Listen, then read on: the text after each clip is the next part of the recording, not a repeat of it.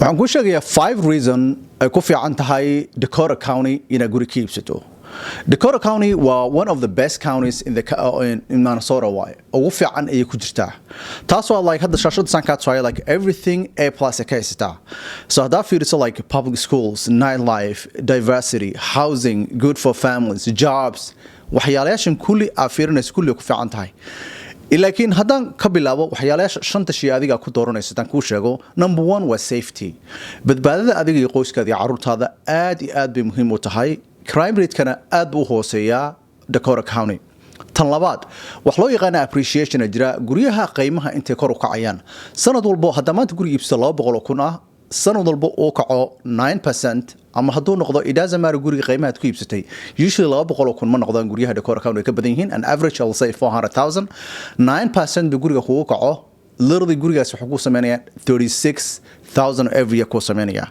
so appreciation kooda 9% oo kaca almost every year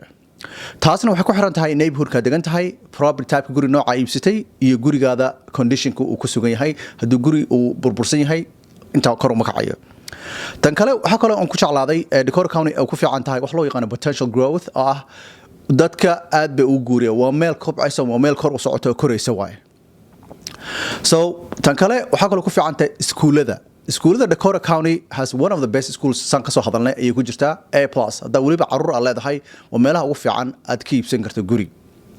waxyaalaha kale haddaan ku daro amenities loo yaqaano waxyaalahaas ka mid in meel walba u dhowdahay or like one of the best restaurants ay leedahay waxa leedahay public park shopping malls everything are u baahan tahay haddana waxay ku jiraan less than 20-minute driving distance ay ku jiraan let's say waxaad rabtaa inaad aado 24 mall ama Carmel rabtaa aado literally 20-minute drive ku jiraan everywhere meelaha qaar even was 16-minute drive way so that's why mostly Dakota County and Dakota unless aad degto Lakeville meesha qaybta ugu dambayso that one probably 25-minute drive ku noqonaysa meelaha qaar laakiin overall Dakota County waa meelaha ugu fiican ka iibsan karto